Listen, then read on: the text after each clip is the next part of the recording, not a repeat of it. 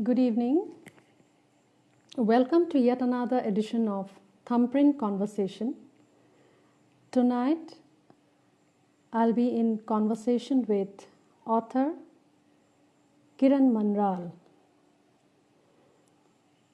So, while I send her an invite and she joins us on board, let me tell you something about Thumbprint Conversation. We had started this series of conversations few years back, and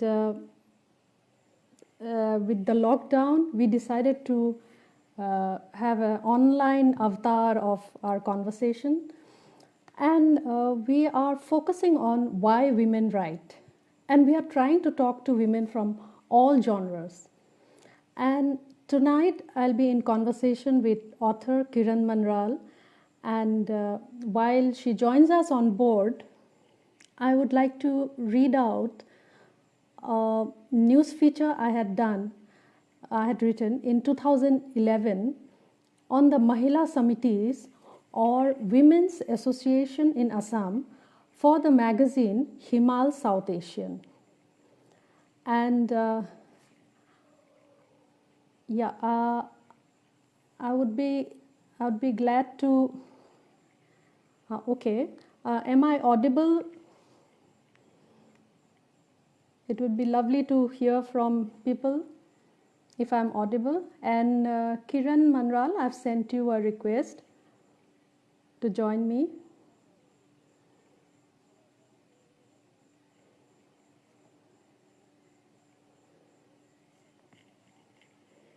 Yeah, am I audible now? So I would like to read out a news feature I had written. So it is difficult to imagine that an Assamese Mahila Samiti, basically a loose network of women in the locality, passed a resolution to have fixed meal timings at home in order to ease the lives of women otherwise confined to the kitchen. That too as far back as 1948. So I'm talking about the year 1948. But that is just what took place in the immediate aftermath of independence, when a Mahila Samiti in Tejpur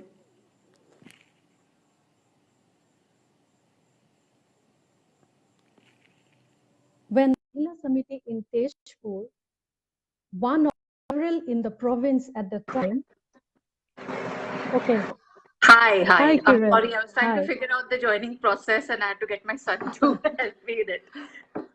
Yeah, lovely to see you. I think we met last time at the Kala Gora festival in Mumbai. Absolutely, and it was a wonderful conversation on your book, Bulletproof and Mothers of Mizoram, and I really Mothers hats of off to you. Manipur. Mothers of Manipur, yes, that's right. Yeah. So I was just starting off with a feature I had written about the Mahila Samitis in Assam and the importance of leisure time for women.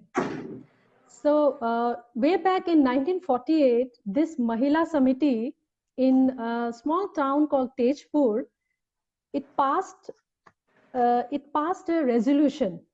Am I audible? Yes, absolutely. Yeah. So it passed a resolution stating, nowadays, in urban areas, women without domestic help hardly have time to come out as she is preoccupied with the kitchen.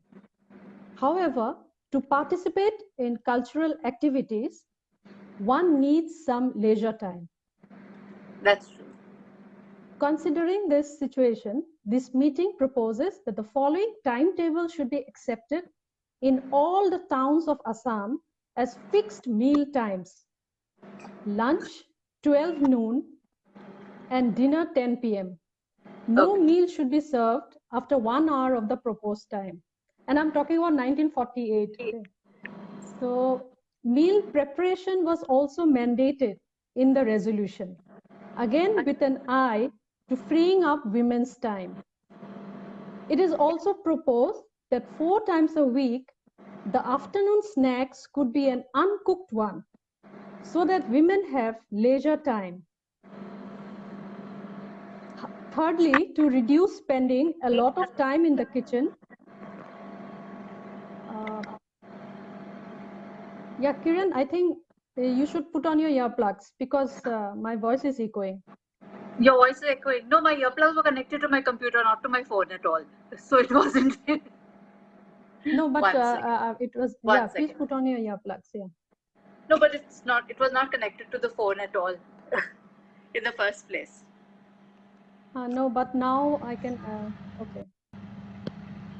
I can hear a lot of sound. Will you switch off the fan or something? Is the fan on?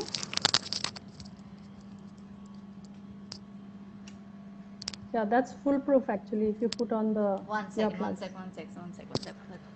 Okay. Here I am. Better? Okay.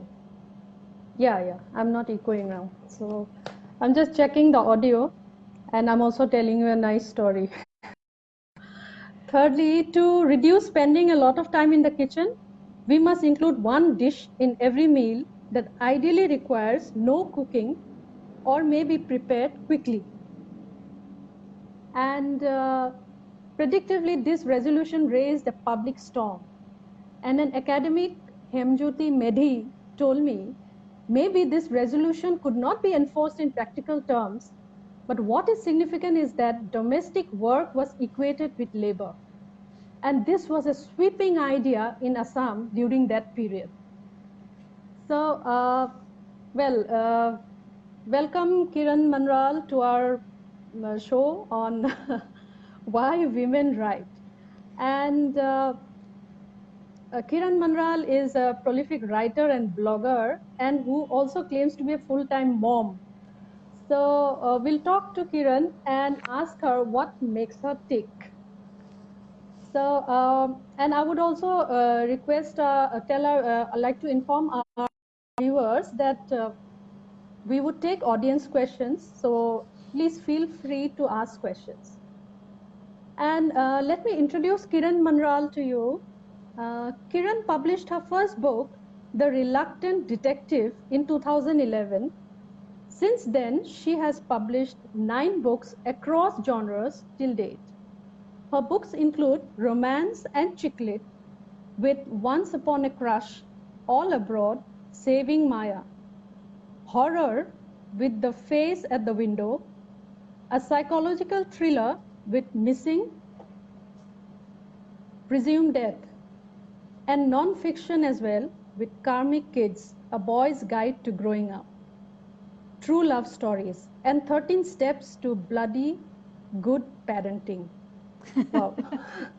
So her short stories have been published on Juggernaut in magazines like Verb and Cosmopolitan, and have been part of anthologies like Chicken Soup for the Soul, Have a Safe Journey, Boo, Grandpa's Tales, Best Asian Speculative Fiction 2018, Magical Women and City of Screams. She was shortlisted for the Femina Women Awards 2017 for literary contribution. Forthcoming in 2020 are More Things in Heaven and Earth and Murder on the Kitty Party Circuit by HarperCollins. So you have a busy 2020 in spite of the lockdown. Yeah. I think 2020 is throwing up all curveballs at all of us. So we shall just cross our fingers and hope that things go according to schedule. Thank you so much for having me here. It's been a total honor and pleasure to be here, Teresa. And lovely to chat with you. Absolutely. Thank you. Yeah. So as I went through your prolific body of work, who think that women writers are not taken seriously, or women writers have not come of age? I mean, what are your views on this?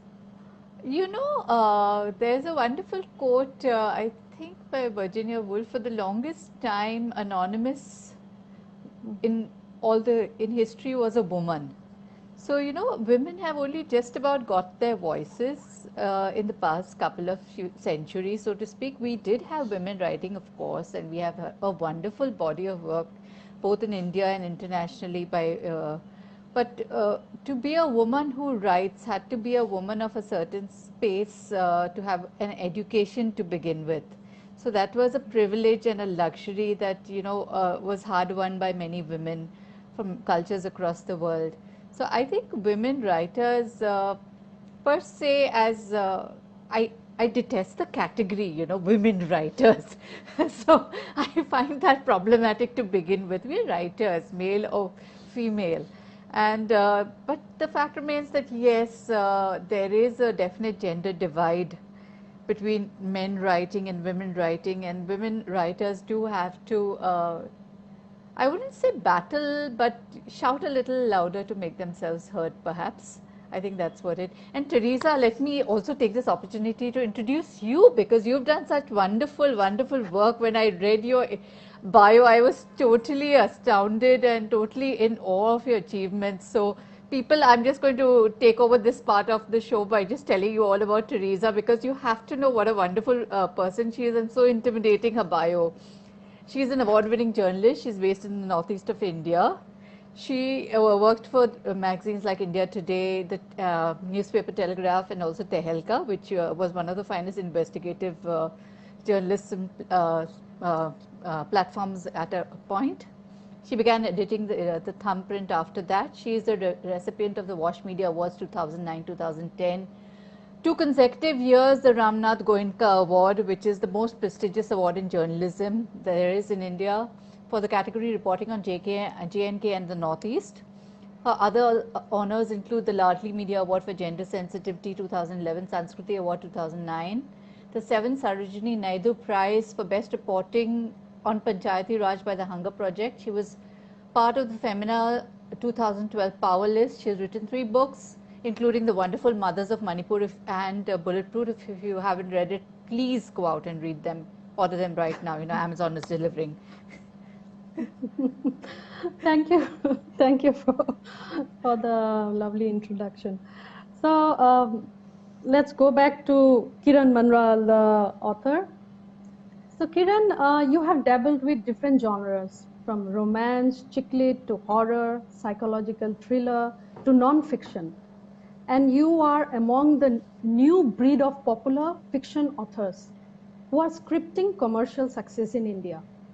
So how would you assess your journey as a writer? When did it start and how did it start? You know, Teresa, there was no plan to be a writer at all. I was very happily a journalist, and I gave it all up to be a mommy. Then I became a mommy blogger, that dreaded box that, you know, you get put in and you're supposed to shut the lid in after you and never get out again, and you stay a blogger for the rest of your life. But what happened was I was hitting 40. And you know how mothers are. My mother, every year at around the time of my birthday, she would say, "So when are you writing your book?" And throughout my life, like I was at the Times of India, I was at Cosmopolitan, I was working before I decided to have a baby. So all that point I was very busy. Then the baby came along and I was very busy.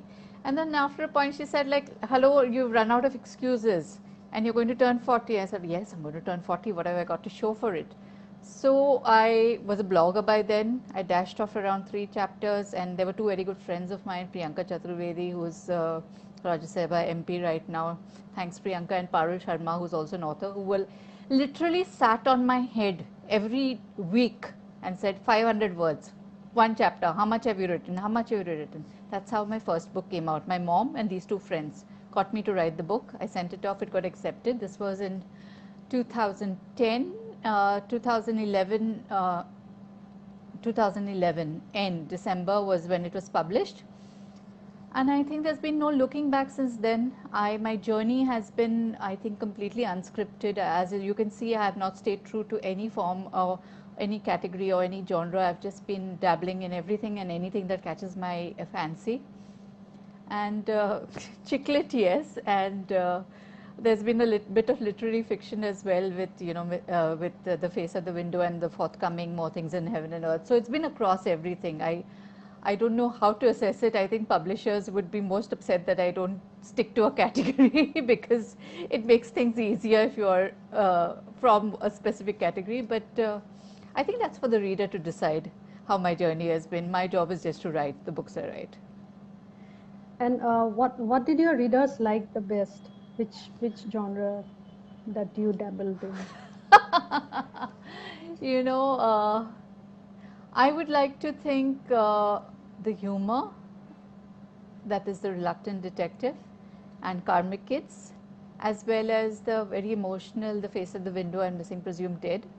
These are the books that have really touched the reader, and they're completely disparate. They're completely antipodal to each other.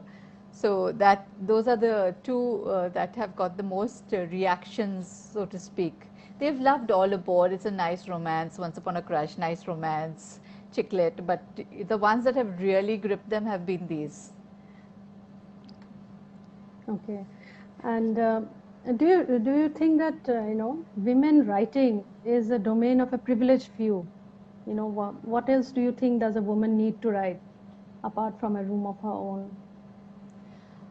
It is definitely a privileged domain because there are so many things to be got out of the way. I was just reading up about Anita Desai, one of our best writers in English, who wrote all her books while her children were away at school. So her children really didn't know that their mother was a famous writer until the time that her books came out, and they were like, "Oh man, you've been writing books all this while." So that space to write your books and that privilege to have a room of your own, as you say, or maybe not a physical room, but that space, that mental space, is something that I think is a privilege, is something that most women really struggle for, given circumstances, given the way society is. To carve out that time and space is very important.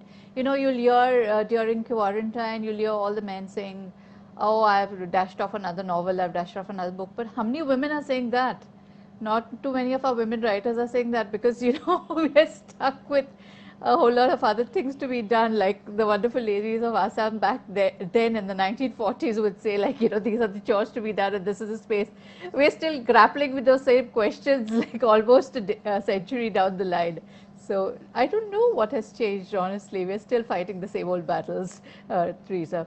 Tell me, now that we're talking about Assam and the Northeast, and I've always been fascinated by the story of how these mothers rose in protest, and your book was such a fascinating exploration of it, and very disturbing a read also. What prompted you to tell this story? We've spoken about this earlier at the Kalakoda Fest when you had come down and we'd done the panel, but what was it about this entire episode that made you decide a story had to be told and you would write the book on it? For me, actually, I really didn't want to tell that story. It was there somewhere in my notebooks. Whenever I went to Manipur, I used to hunt for those mothers, and I met them. But then I felt that these their lives have.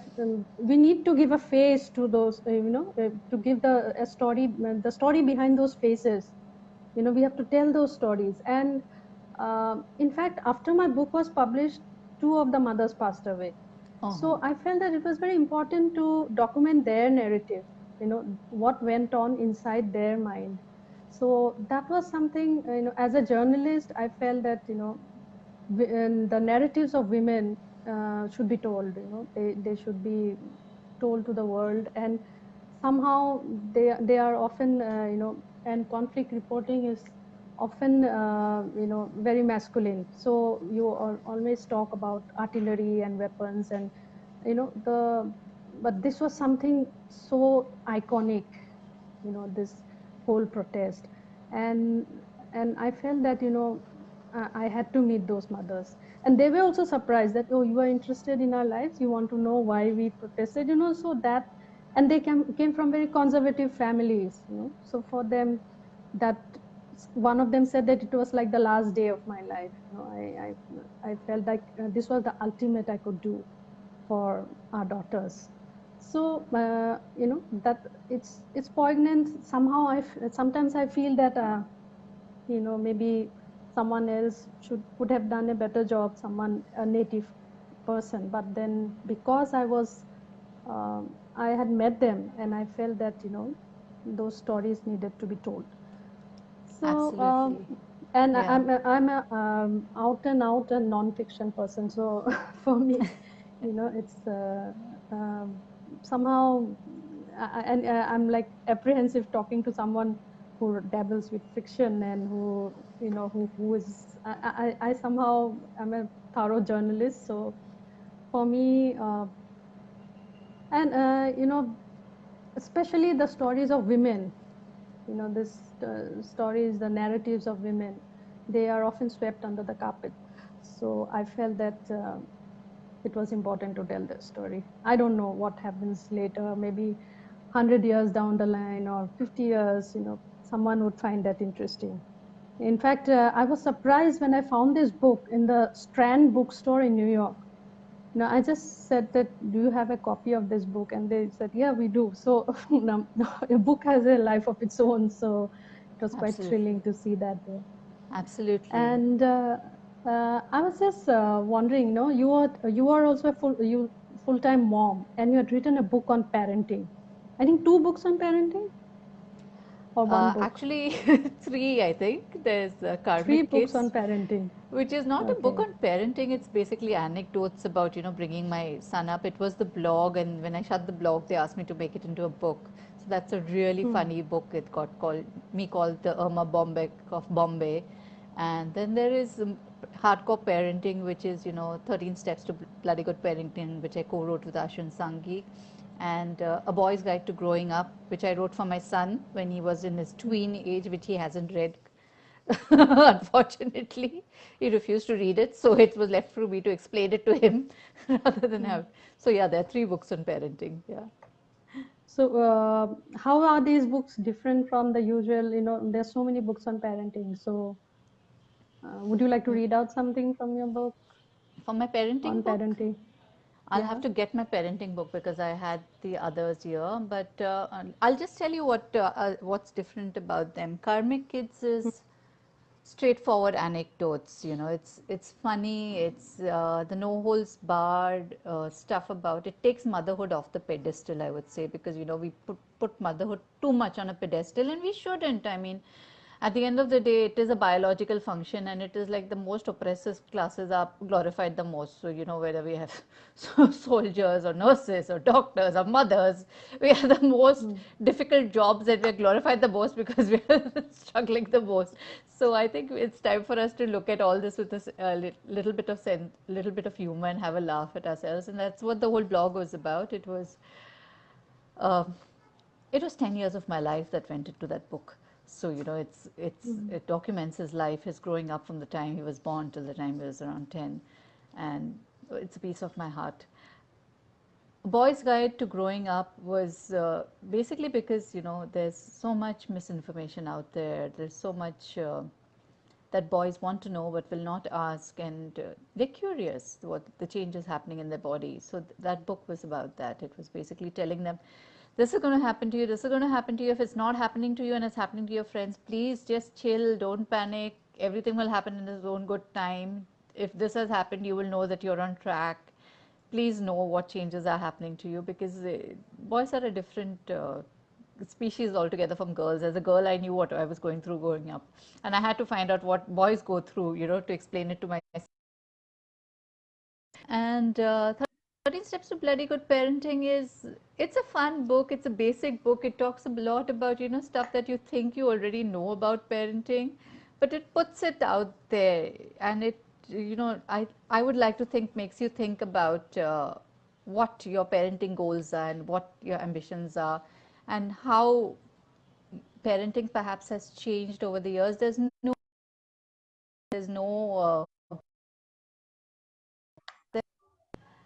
but it's just plain simple commonsensical wisdom. That's all there is in those 3 books, and I think they're easy reads, they're fun reads, and they're meant for everybody. There's nothing academic about them. Hmm. And actually, I find you extremely savvy on social media. I mean, and you're also a popular blogger. So, how important do you think is it for a writer to be active on social media and maybe, talk about your book aggressively, or maybe be visible, that visibility? Or do you think a book needs to be aggressively promoted, or does it have a life of its own? You know, the trees are very honestly, this is the chicken and egg syndrome. There are some books. I was a blogger before I wrote a book, so I was a very popular blogger before that. So I had around 10 years of blogging, and I had an audience that knew me and my style of writing. So before The Reluctant Detective came out, they already knew Kiran Mandral, and they knew what kind of book, my style, the humor style of my writing, the humorous part of it was something they were familiar with. So I already had my squad of cheerleaders ready and waiting when the book came out. But you know, after the first book comes out, you have to prove yourself again, because people will indulge you only once. After that, you have to prove yourself, and you have to prove that your writing is worth it and gripping. So, but being on social media, I think, is a double-edged sword. Being too visible is also a double-edged sword. I think I'm too opinionated, which I've been trying very hard to, tone down and calm down, because I tend to shoot my mouth off at every possible time. So I don't know whether that's a good thing or bad, Teresa, very honestly. Yes, writers should have a social media presence. It allows readers to connect with them directly. You can talk about your books, but you know, if you're going there all the time and just saying, "This is my book, buy it. This is my book, buy it," no one is going to be interested. No one cares. You're going to be a, blind spot on their timeline. They're going to see this person only comes and starts talking about his or her books. No one cares. You need to have a connect with your reader. You need to have a connect with your followers. You need to build up conversations. So it's so much more than just going out there and plugging your book incessantly all the time. That doesn't happen. And you've been a journalist, Teresa, when people know what you've written, like with your work, you have such an immense body of work with Tehelka and with the writings that you've done, the reportage that you've done. So when your books finally came out, I'm sure your readers knew that Teresa has written a book, and definitely we've read her work and we know her work is solid, and we're going to pick up this book. So, it's a trickle down effect. That's what happens. And with or without social media, they would discover. If they've gone into a bookstore and they've read your articles, they would discover I think it's familiarity. And I would say, and I don't know whether many authors would agree with me, I would say your best tool of marketing is word of mouth. One reader reading it and saying, "This is a good book, read it." That's the best thing that an author can hope for, and that is something you can't buy, you can't put money into to get, you can't promote, you can't do anything. It's good word of mouth that comes from solid readers and people who trust those readers to recommend the books. So I think that is what we should all aim for at the end of the day. Social media is incidental. Talking about which, tell And me something about Bulletproof, because since I touched upon this thing about reporting, and a woman reporting conflict is something that is, you know, uh, something that still continues to astound us. So many years we've had Christine Amanpour, we've had Bhargava, we've had you, we've had so many people out there doing actual reportage from the front lines, and talking about insurgency movements and happens. Did you ever feel this gender as a drawback or a hindrance when you're doing your reporting, especially in such well, conditions? hmm. Actually, well, I often say, this book, the book Bulletproof. Actually, I've named it Bulletproof because I'm trying to say that we are bulletproof. So many of Okay. us journalists who are working in, I would call the northeast of India as one of the most underreported regions of the world. So reporting from this region without any kind of support, physical, mental, psychological, legal, it's like, and without any kind of bulletproof jacket or helmets. So that is, this is basically a very personal narrative. And as I said, reporting conflict it's a very masculine conversation. And you're stepping into an all boys club. So we have to, yeah, maybe, work twice as hard to prove our mettle. And as I always say that you can only be a good journalist or a bad journalist, but you know, your gender does come into play at times, especially when you are traveling alone, and that too in a conflict-torn region. It's very difficult to, maybe it will be very difficult for you to imagine sitting in Mumbai. I presume you are in Mumbai right now. So where people go out at 2 a.m. at night, women travel Not all alone. anymore. Not anymore, yeah, because of the lockdown, but still, but in many places here, 5 p.m. or 6 p.m. is curfew, so you're home. So Absolutely. it's a very different situation here. So and I was very young then, and for me it was a very thrilling experience. I had to get my story, so I just went ahead and got my story. But now in retrospect, when I think about it, I feel that I should have cared for my own personal safety.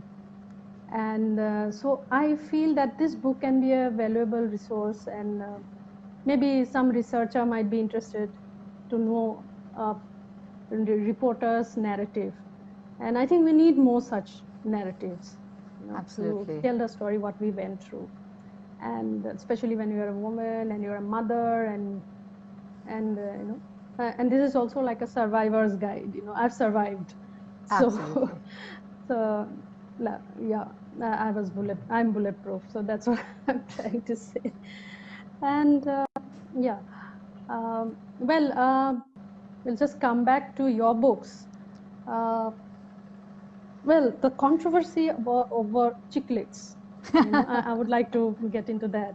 For me, it's something new. So I was just browsing through the internet, and I came across this best-selling author, Irish author, Marian Keyes, who had once said, "Using the term chiclet is a way to mock women and anything they love." She had said that chiclet as a term needs to go because using the dismissive label devalues women's fiction and the women who read it. As an author who has written a chiclet, do you agree with Marian Keyes? I've written an article for Scroll which says I'm a chiclet, why I'm not ashamed to be called a chiclet author, and why one sec, I'll get you the exact title of that. Why I'm not Hmm. ashamed to be called a chiclet author, and you shouldn't be either. That's the title of my article. It's on Scroll. Hmm. And my take on this is very simple, Teresa. There are good stories and there are bad stories. There are good books and there are bad books. There's good writing and there's bad writing, and there's an audience for all kinds of writing. Hmm. If we call a book chicklet, we assume that it's fluff, it's light reading, and it's not heavy, and it's not does not talk about the concerns of the world. But these are layered books. They may seem light and fluffy, but there are very telling, sharp narratives embedded in those books. If you take a book like Bridget Jones' Diary, what is it about? It's about a woman's pressure to be married and settled by a certain age, and to be reproductive, and to be, to fall into those boundaries that society has set out for her, and her panic at not, meeting those goals.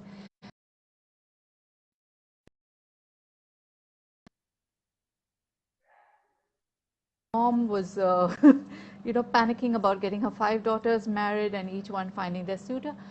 Chicklet is a term that is derogatory. It is dismissive, I would say. It is dismissive, and that is where we need to reclaim it and own it. Because if it is chicklet, it is telling our stories. We are chicks. What is the offense about that? There is ladlet. There is, to be more offensive, and there is dicklet. I mean, we could call it anything. You call a story anything. What matters is the reader's response to the story, how the reader is reacting to the story, and how the reader is touched or identifies with the story. If a reader is reading a story for catharsis, for fun, for enjoyment, to have a laugh, how does it matter what the label is? At the end of the day, you're giving a reader a moment of joy, of happiness, of relief, of escape, and that is what should matter. What it is labeled is irrelevant. It is time, I think, we need to stop bothering about what labels are given to our stories and just tell our stories as honestly as we can, whether they're serious stories with, gripping dark narratives, whether they're light fluffy narratives, whatever they are. Just tell our stories, because these are women's stories and they need to be told whichever which way. if we're going to get, ruffled about the labels people give our stories, we're not going to be able to tell them with the honesty that they deserve. Just tell your stories. That's my take on it. Mm-hmm. Would you like to read out something from the chicklet? From any of your books? Yeah, if you have it with you. Okay. Oh, wonderful! I've got a What copy. What is it called? This is called Once Upon a Crush. Okay, that's coming in reverse, but it's got a lovely lipstick, nice bright red lipstick, and I'm, agonizing over the fact that, masks are going to mean lipsticks are not going to be so prominent as ever. So I'm going to read about, 1 second.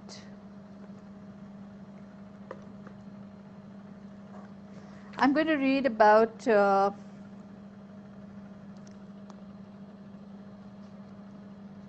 oh God. Okay, so this is a girl, she's Reina Dey, she's a girl from Calcutta who lives in Bombay, and she's working in a company, and she is, her parents are getting her settled up with somebody and she's not quite happy with it, and she's fallen in love with somebody. So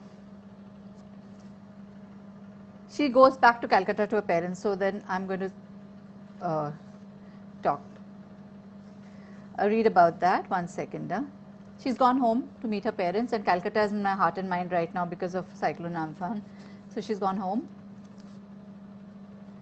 The next morning, I woke up at the start. The matter walked in with a cup of steaming hot tea and announcing at the top of her voice, very much in the manner she woke me up every morning to go to school, "Do you intend getting up? It is 8 o'clock."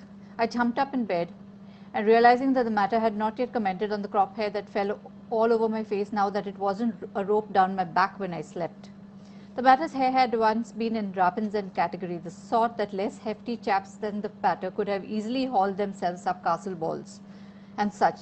She was tall and had been slim once upon a time, and she is certainly not in the obese category now. She could definitely be said to be from a family that did not stint on the starches and proteins and the sugary stuff, which also explained her obsession with getting me to pile on a couple of kilos and becoming more womanly, as she put it.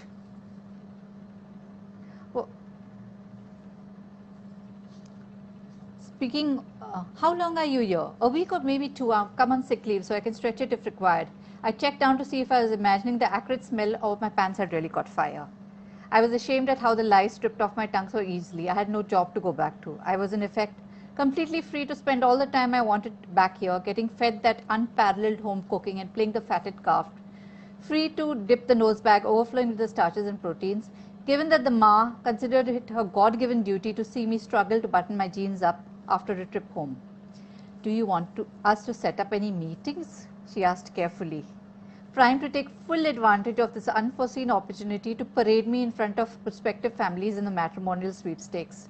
I nodded, knowing that it was expected of me.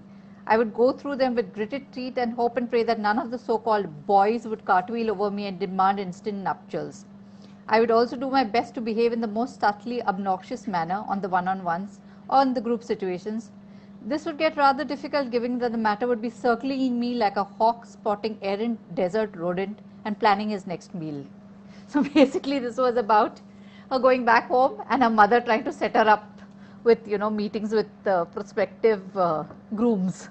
And I didn't read and expect to happen after they reach a certain age. This was from Once Upon a Crush, and this was what the book was about. It was a comment on, she's getting 28 and her parents are pressurizing her to get married, etc., etc. And I mean, are you judgmental when you write this, whatever? I mean, even if it's a work of fiction, if she is 28 and her parents want her to get married, what's wrong with that, or what's right with that? I'm not judgmental at all, because hell, I got married when I was 23 and a half myself. So I'm in no place to be judgmental about anybody's decisions, life decisions. No, I'm not judgmental. I'm just curious. And I'm an observer. I think all of us writers are observers. And we observe situations and we observe people and we observe what people do of the situations they find themselves in.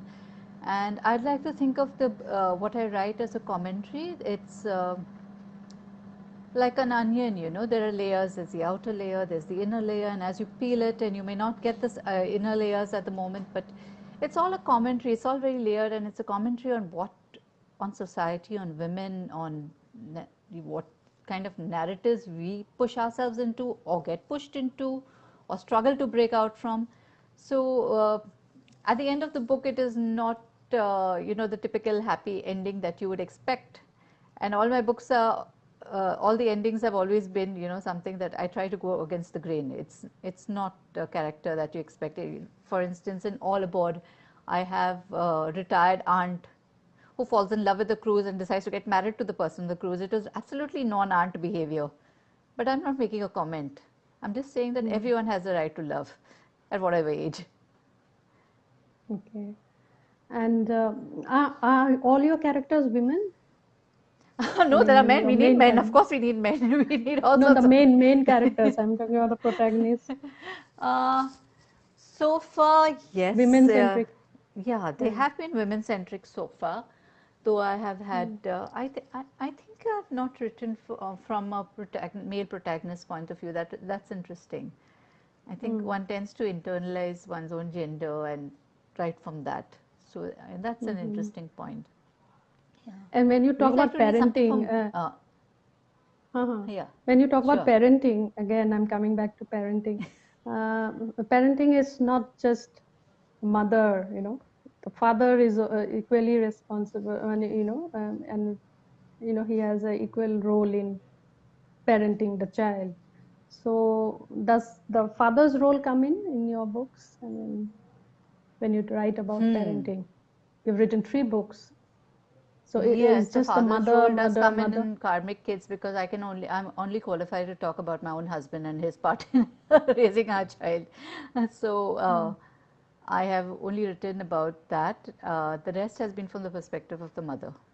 And A Boy's Guide to Growing Up is neutral. It's neither mother nor father. It's basically about, you know, bodily changes and changes, hormonal changes. So it's no parent is involved. It's your body and it's what's happening with your body. And Bloody Good Parenting is gender neutral. It's both parents. It's the father as well as the mother. So it's a gender neutral book. Either parent could pick it up, and either parent could benefit from it. Do you have or a not copy of benefit. the book with you? Do you have a copy of Bloody Good Parenting? And I have all the copies, but title they're in really another route, so I have to okay. get them. The I have title 3 sounds copies. really interesting. Okay.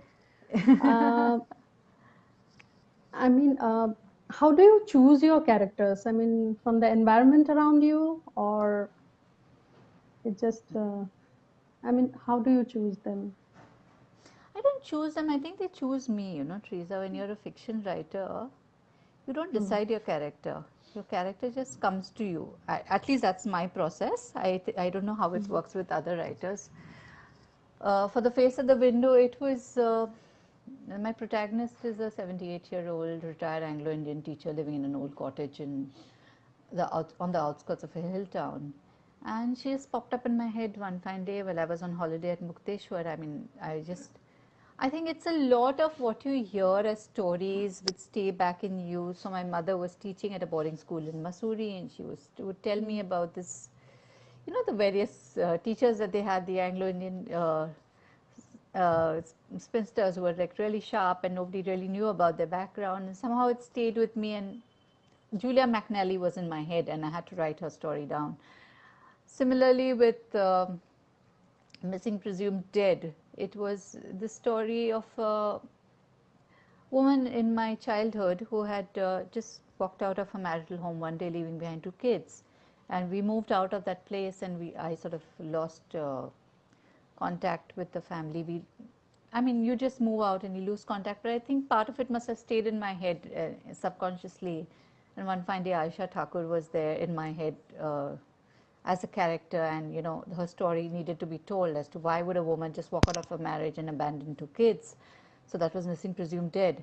So I think different processes for different characters. Sometimes they just come to you, and after you've written them, you sit down and analyze, why did I think of that person, and you know, then you piece together all these things together, and you sort of get to how the character originated in your head.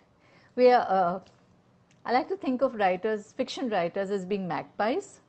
We collect odds and ends from everywhere and sort of marinate it in our subconscious, and one fine day, boom, you have a character, you have a story, and then you have to write it until it. But non-fiction is a very different process, Teresa. You could tell us about Yeah. your process and what it entails. It's a hell of a lot of research, I definitely. But beyond the research, what is the actual grind of writing a book? Something like, Mothers of Manipur, which is based on real people. What were the challenges? Yeah, even when you talk about Bulletproof, uh, I had to censor a lot of things, because I'm dealing with myself and I'm talking about real people in the real world. And I'm also talking about a sensitive issue like conflict. So there are you can't afford to be judgmental. You cannot. I think as a fiction writer, you'd have more liberties. For us, you have to stick to the facts, and maybe you can add some color to the story, but it's just um, you have to stick to the facts. So and Bulletproof has been it was a very personal narrative, and even Mothers of Manipur was a very personal narrative. It's like my journey into contemporary Manipur. So maybe your journey would be different, but through these mothers, I'm trying to tell the story of contemporary Manipur, and I'm also telling the story of many other people in contemporary Manipur. So yeah, it's you have to think twice before maybe writing something. It's and then yes, research. You cannot be factually wrong, and so it's a journalistic narrative. So that's a different genre altogether. And I think I just wanted to ask you, Kiran. I mean, do you think people are more interested in non-fiction these days, or people Non-fiction want sells real better. stories? I'm told Do people non-fiction, want real stories? real Yeah. stories, and I'm told it sells better than fiction.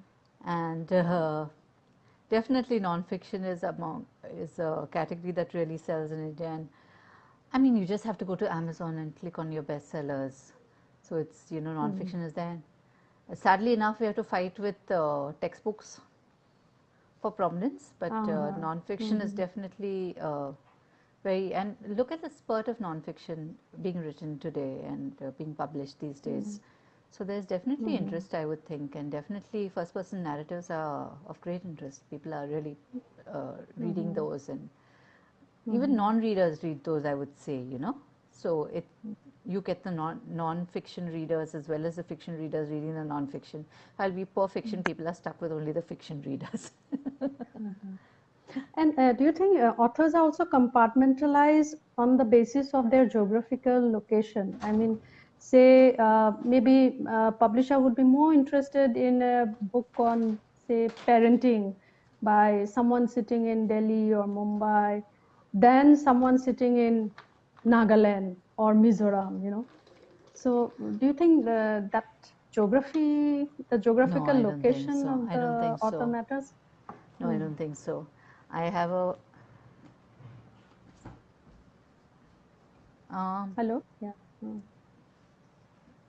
Oh, 1 second. I don't know your. I'm getting an echo, so I'm just closing all the windows. Am I echoing? Yes. Okay, now I'm trying to figure out. Okay, now you're not. So, I think the geographical location doesn't matter. Can you just close the door, please? Thanks. I have a wonderful friend called Anuja Chandramouli who lives in Sivakasi, which is a small town in South Asia. She's one of our best-selling authors, and she writes on mythology. It's not parenting, but she's one of our best. Your writing skills and what you bring to the table is important. I think the internet has removed all kinds of geographical distances, except of course for live events where you have to be present in person. Otherwise, it just doesn't matter anymore.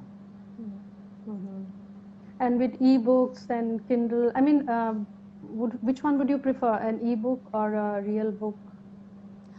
Given a My choice. greatest tragedy of the lockdown has been that no deliveries were there of books, physical books. And I find it impossible to read on a device, a book on a device. I can work all day on a device and, write and scan through stuff. But when it comes to reading, I need a physical book. I'm very old school in that way. So I prefer print and paper. Okay. So would you like to read out something again? You have I'd your like books. you to read actually. Teresa, why don't you read from Bulletproof? Actually, I'm not prepared. I have the book with me. This is Bulletproof. Let me check.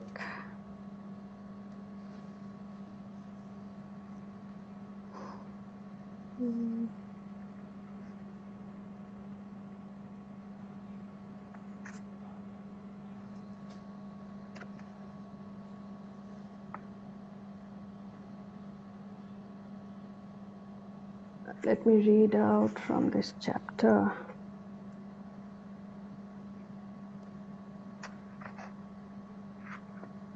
You should have told me. I would have.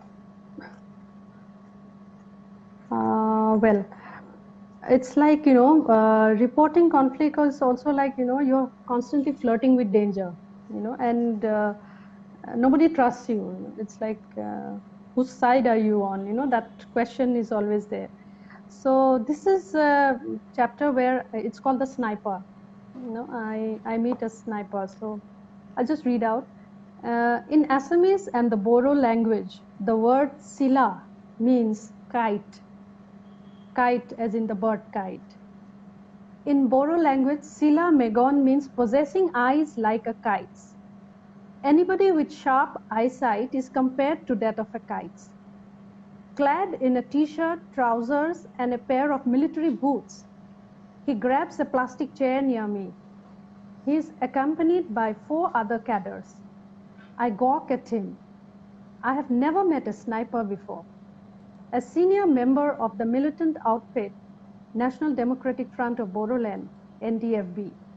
Sila is a ruthless sharpshooter who is widely known for his nimbleness and who, like a kite, never misses his target. However, unlike his name, Sila looks unassuming and shy. A wiry man of medium height and British complexion, he sits quietly and patiently answers my questions. I ask him about his life, childhood, hopes, aspirations, violence, prejudices, and guns. He veers away from personal questions and talks about his organization. There is substance to Sila that I cannot miss. Many thoughts come during the interaction, and I pen them down for future use. I can feel him dropping his defenses and getting comfortable with his narration.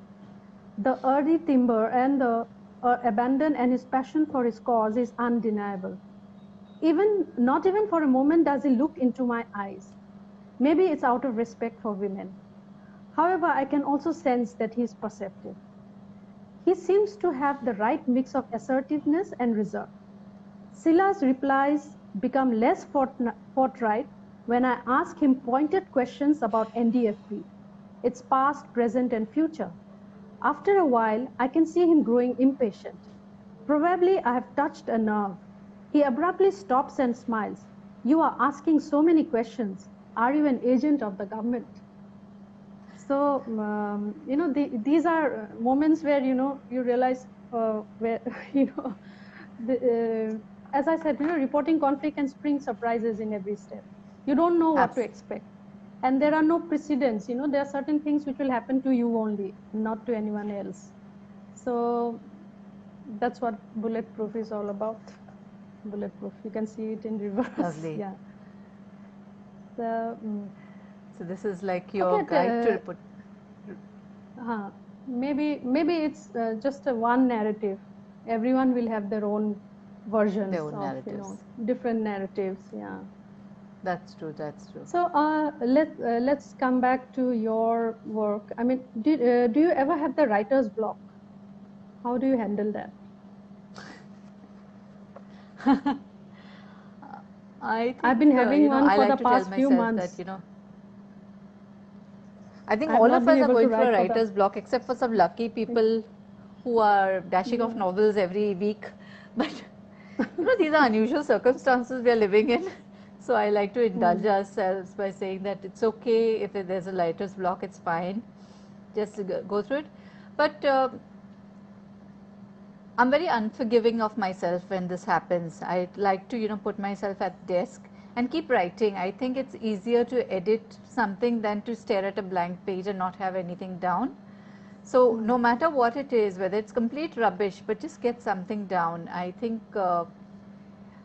I think Cheryl Straits said this, and it was very interesting. Do miners have miners block? They just go out there and do their mining. Does a surgeon have surgeon's block? They just go out there and do their surgery. So if you call yourself a professional writer, you should be able to go out there and write. You can't afford to have a writer's block if you are a writer. And that sort of was like a light bulb off in my head. Okay, you can't indulge in a writer's block if you call yourself a writer. It's your profession, it's your job, it's your calling. You have to do it, no matter what. So that's the way I deal with it. Very often you write rubbish when that writer's block is there. But you can go back and edit it. That's not a problem. So when do you write? I mean, are there any specific time when you sit and write? You're more comfortable, or it's just that whenever you feel like writing, you sit and write? I used to have a schedule, but everything has gone out of gear totally these days. So right now there's no schedule. The computer's on throughout the day from 7:30 in the morning to whatever time in the night, and I write in bits and pieces. Right now I'm working on non-fiction, so it's more research based. So there isn't like the process of writing non-fiction, as you know, is very different from the process of writing fiction. So there is no need for me to, dedicatedly sit and wait for the muse to come and, be inspired and write. You're just taking down chunks of information and arranging it and making sense of it. So it's a very different structured process. So in that sense, I'm relieved that I'm not in a space where, I need to write fiction, because that has a different need altogether. And given the challenges of coping with COVID anxiety and all this, I don't think I would have been in a mind frame to write fiction at this point. And who's your muse, or how does your muse look like? Does it have a I don't know what do you have a my huh. I don't have a muse. I just have my mother who keeps talking to me and saying that you don't have a book out this year. What are you doing? Why don't you have a book out this year? So that is the greatest whip to me, I think. So she makes sure that I'm on the straight and narrow. I'm like, Mom, I had a book in Jan 2009. She's in like, this is the middle of 2020. There's no book out yet. She thinks you have to get a book out every year. So, I think So she's the she's greatest driver and the greatest force. okay. And okay, would you like to read out anything for us? Yeah, sure. I One second. I'll read out a bit about the old houses. This is from the book The Face at the Window. The protagonist is Julia McNally. As I said, she's a 78-year-old retired school teacher living alone in a little old cottage on the outskirts of a hill town. So this is a stormy night. Yeah. So the night was windy, the rain pelted down, occasional cracks of thunder splitting the eardrums and lightning preceding it, lighting up the sky outside the window with ghostly shadows that sang siren songs. It looked stormy again. I looked out of the window from the bed, the same window that had had the pale face looking at me from the previous night. It showed the steady dripping of rainwater running down from a gutter in the roof, and pitch black darkness outside. A moonless night, perhaps, or perhaps, if there was a moon, it had taken shelter behind the barricade of storm clouds. A loose shutter somewhere within the house kept flapping itself noisily in a repetitive motion, grating upon my feeble attempts to get into deep sleep. These old houses aren't ever completely quiet. They sigh and moan and hiss. They have a life of their own. They let the wind in through to minor crevices like an infiltrator into a fort, where it then proceeds to swirl around, hissing and spreading its tentacles to corners where it would scoot out dust bunnies lurking undisturbed. It will rattle ornaments placed on mantelpieces, pounce on you as an unexpected chill draught.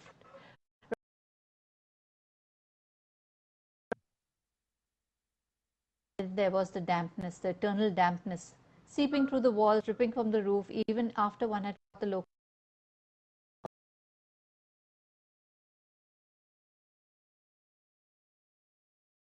on the roof, and the lightning split the sky into jagged streaks of silver, black, and purple and blue, followed promptly by the urgent growling of the thunder that complained after it, the whining, a grieved tone an aging relative might have when compelled to follow a group of fleet-footed youngsters on an excursion.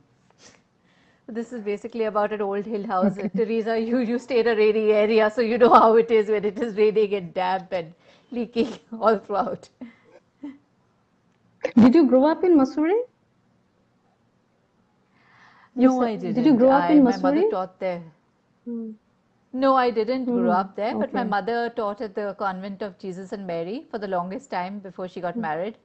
So I heard a lot of stories about Mussoorie, and my mother-in-law and my in-laws are from Kumaon, so a lot of stories from the mountains from them. So Okay. this book was written actually when I had no experience of the hill area except for the stories I had heard. Okay. So, well, we have Mrinmay Ranade. She says, hello, good going. Hi, Mrinmay, Mrinmay. yeah. Jasmine Khurana, she's here. And somehow I can't see other messages. So, I think if you have readers, if they want to ask anything, they can also get in touch with Kiran Manral. I mean, she's very active on social media, and you can check out her blog. And this interview will be uploaded on my YouTube channel, so you can, if you want, you can check that. In fact, someone told me that this can be a valuable resource. This whole series of conversations that we are having on why women write. So hopefully, I mean, it would turn out to be something good for researchers, if they want to understand why women write. So Absolutely. yeah, I I think, think we are running out of, yeah. I'd just like to say, Teresa, I'm so glad you're doing this, and I think the only reason why women write is because we have stories to tell, and only we can tell our stories. I think Yeah, that's the sure. primary thing. So I think we are running out of time. So it was lovely talking to you, Kiran, and hope we meet again soon Def after the Definitely. lockdown is over. Thank you Definitely. so Look much. forward to it. Thank you so much for Yeah, inviting me. It was a lovely conversation, Teresa, and more power to your writing and your work. All the very thank you best. so much. Thank you so much. Have a good Thank you. night. Thank you.